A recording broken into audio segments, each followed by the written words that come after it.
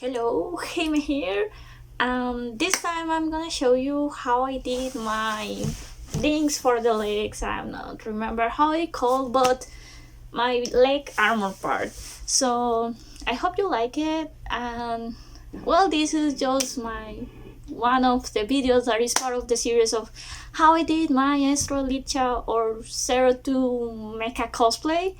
So I hope you like it, and here is how I did it.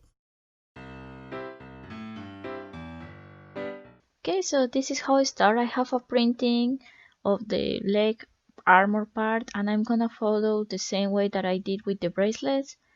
So I'm gonna start tracing the pattern. This is what I use for the bracelets. So I just trace this pattern again, but if you don't have the pattern, just use the same duct tape and plastic wrap paper to get your pattern. So because my arms are way smaller than my legs, I try to extend the pattern a little bit too much to know what I'm doing. So in case it's too long, I can cut something, but that I still have place to put it. So I cut out my pattern with a knife, make sure that it's kind of sharp.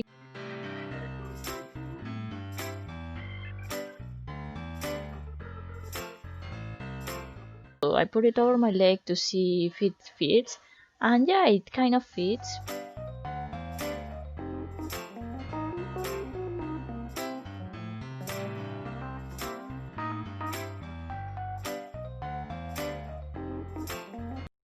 Trying to bending to see really how much extra material I have, and I just cut a little bit. And well, I keep doing this process, bending and cutting to have like the correct size that I need for my leg.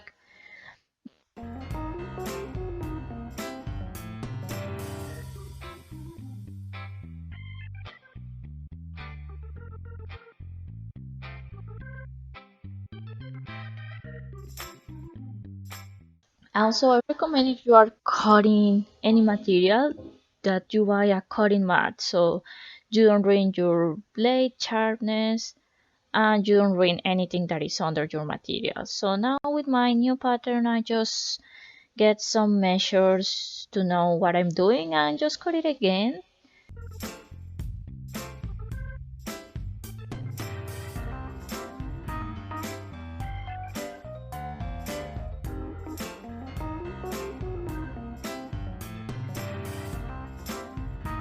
Shape. So I keep doing this until I get to the shape that I like.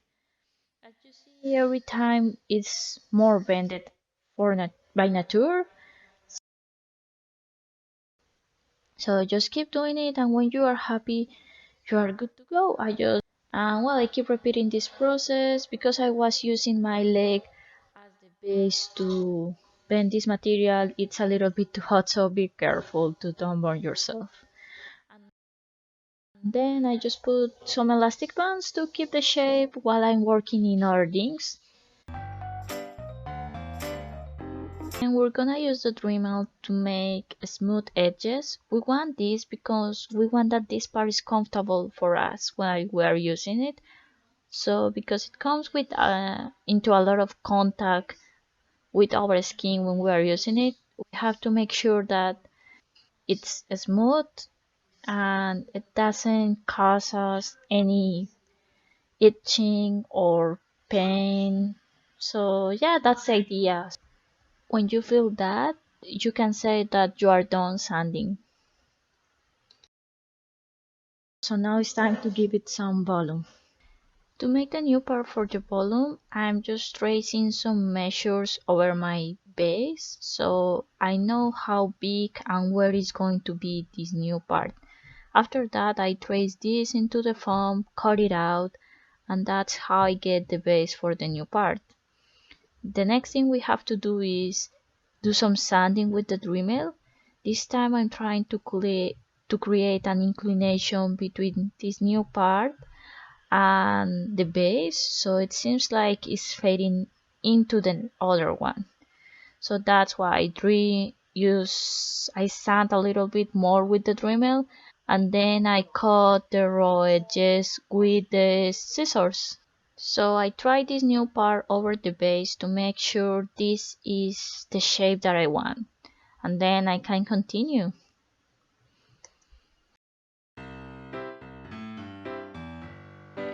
Now I use my heat gun to try to bend the foam again so it takes the shape I want that is similar to the base one. So that's why I use again my leg to cool down the foam, and we will have now this shape that will grab our leg. So keep doing this until you are happy with the shape you are getting. Everything depends on what you want to do and what is the impression you want.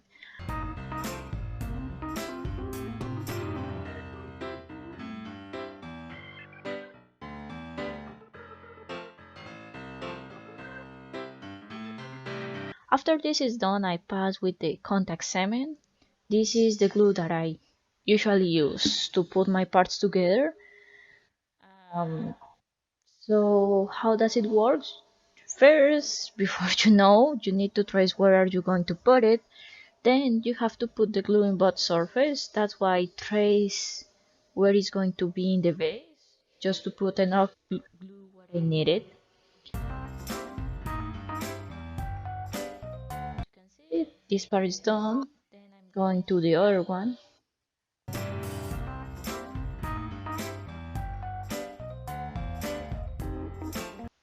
And well, I think this is kind of the most relaxing part at the beginning. Just to put glue is relaxing. Then when you see that it's kind of shiny as it looks in the video, you can just put it together, so make sure you put it where you want.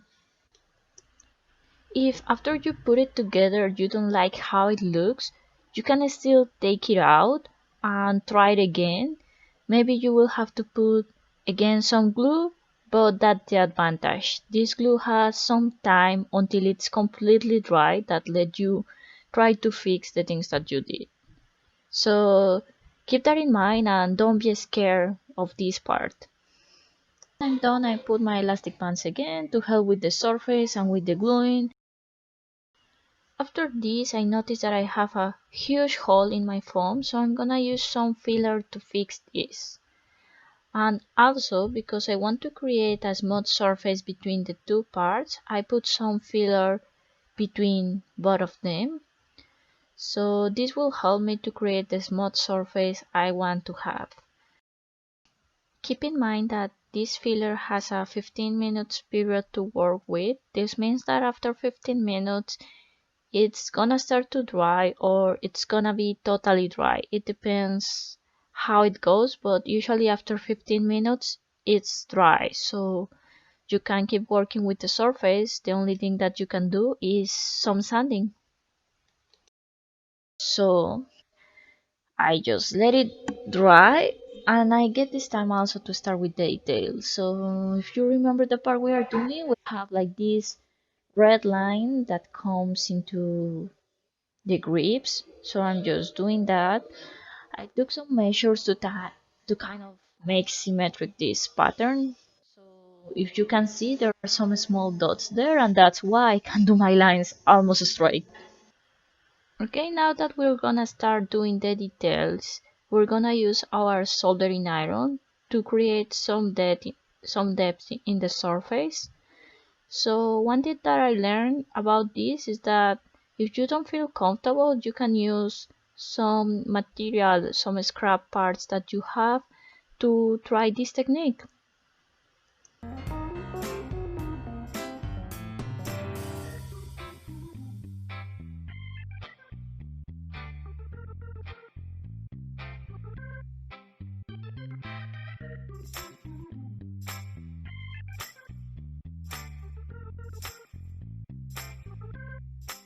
Another thing that I learned about this technique is that if you go slow, you will have better results than if you try to create everything fast.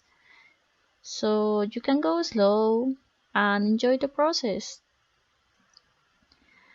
And after this I noticed that the filler that I use is dry, completely dry, so it's time to do some sanding.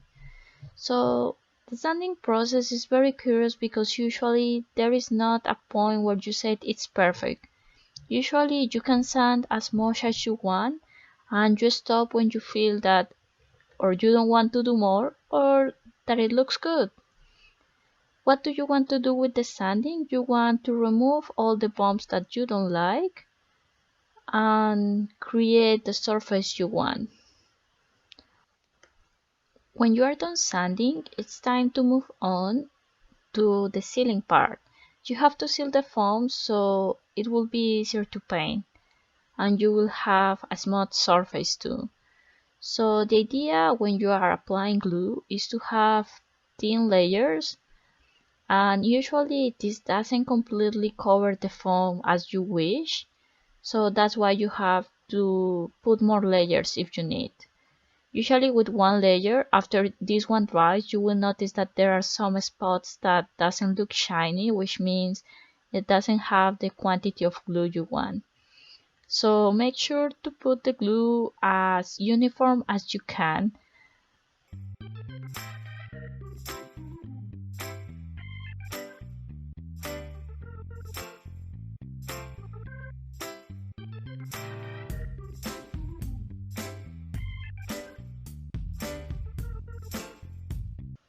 After 3 layers, this is how your surface could look or should look.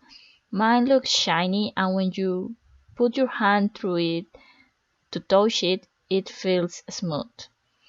After this, I could say that you can paint as you wish. In my case, I'm using white painting, so I have to do more than one layer to have the uniform color that I want. But I apply the same technique that I did with the glue. You don't want thick layers of paint, you want thin layers. This could mean that you have to do more layers, but it will give you a better color and a better surface too.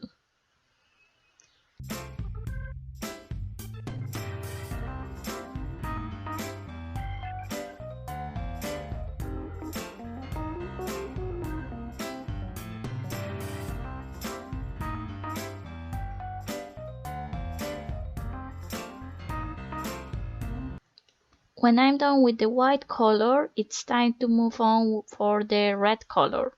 So the red color is not as complicated as painting white, so one layer could be okay, but I did two to have the uniform color that I want.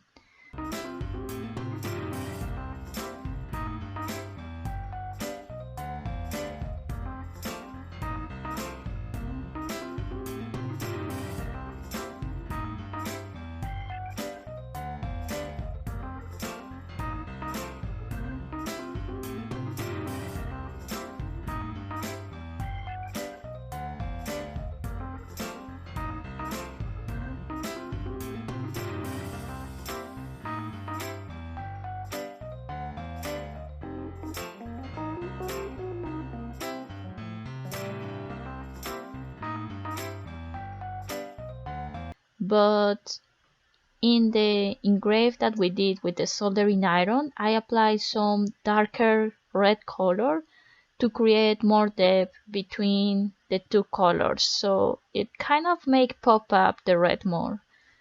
So it's a cool detail and you can use it too. Adding shadows will make your painting look more professional and way cooler than you expect.